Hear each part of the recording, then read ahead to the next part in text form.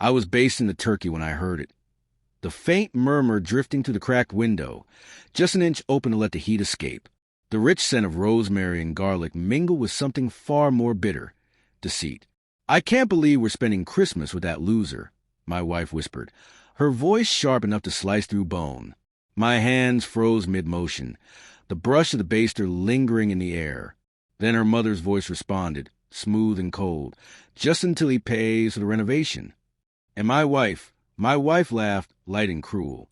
"I'm ready to take his share, too," she said, like a prize fighter announcing the final round. I closed the window slowly, carefully, sealing the kitchen like a tomb, cutting off the poisonous air. Then I turned back to the stove and finished the potatoes. I smiled when I served dinner, poured wine for the same woman who was quietly plotting to gut me whole. 3 days. That was all I needed. I had bought this house with my bonus last year. My name was on the deed, hers alongside mine, because I believed in marriage, believed it meant shared roots, shared dreams. She wanted an open kitchen, skylights, a walk-in pantry. I gave her everything, even when it meant late nights, stress, and mounting debt. She decorated the house like it was a stage set for Instagram. Perfect for holiday photos, perfect for pretending. I thought we were building something real. But in hindsight, the signs were all there.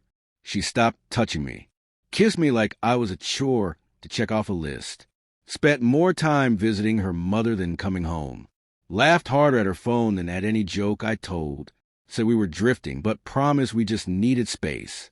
That night, watching her carve into the ham, I realized she was slicing me out of my own life. I didn't confront her. That would have handed her control. She'd cry, manipulate, twist the story until I looked like the villain. So I smiled.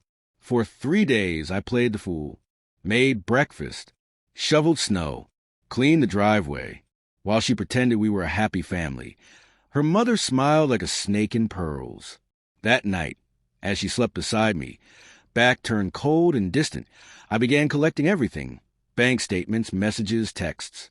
I dug through our shared laptop, uncovered photos from her weekend yoga retreats that looked suspiciously like hotel suites.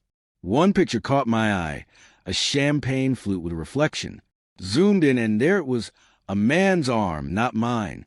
I sent it all to my lawyer, someone I'd secretly hired back in November, when the missing money first raised alarms. The house was in both our names, but the renovation funds weren't. I'd paid for my inheritance, transferred from a separate account. Not marital assets, fully traceable and provable. I had receipts, and I had time. On the morning of the 27th, I told her we should meet with a contractor for the final payment discussion. She agreed, cheerful as ever. But when she arrived, it wasn't the contractor who was waiting. It was my lawyer with papers. We weren't talking tiles anymore. We were talking divorce. She looked confused, then angry, then terrified.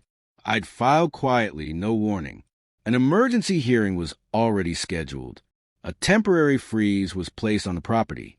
She couldn't sell, refinance, or even open the kitchen drawer without my consent. But that wasn't all. I'd traced the money she'd borrowed from our joint account, followed it to a secret account in her name, then tracked payments made to a man named Brent. Brent was no cousin. He was her co-conspirator, thanks to a clause in our prenup. Yes, she signed one. Infidelity and financial misconduct meant she forfeited any claim to spousal support or assets acquired during the marriage. My lawyer made sure she understood every word of that clause. She tried to cry, yell, and threatened to ruin me online. But I had evidence, screenshots, voice recordings, even that little backyard moment, captured on my phone through the window before I shut it tight. I had everything. The next day, she came home to an empty closet. Her name was removed from all accounts. The keys were changed, the locks redone, all legally sanctioned. Her mother called me a monster. I offered her tea. She declined. I smiled. Today, the house is quiet. The porch lights still twinkle, but inside, the space feels bigger. Not because it's empty, but because it's mine again. I kept the kitchen, the skylights, even the damn walk-in pantry. She got nothing. Well, she did keep her Instagram followers. Let her post vague quotes about betrayal and starting over. Funny thing is, she never told him the truth, because deep down, she knows she lost, not just a house, but the one man who saw her, loved her, built something real for her, and she tried to steal it. I just took it back. I didn't break anything, didn't scream, cheat, or lie. I simply listened, prepared, and served justice colder than the Christmas leftovers. Betrayal doesn't wound you.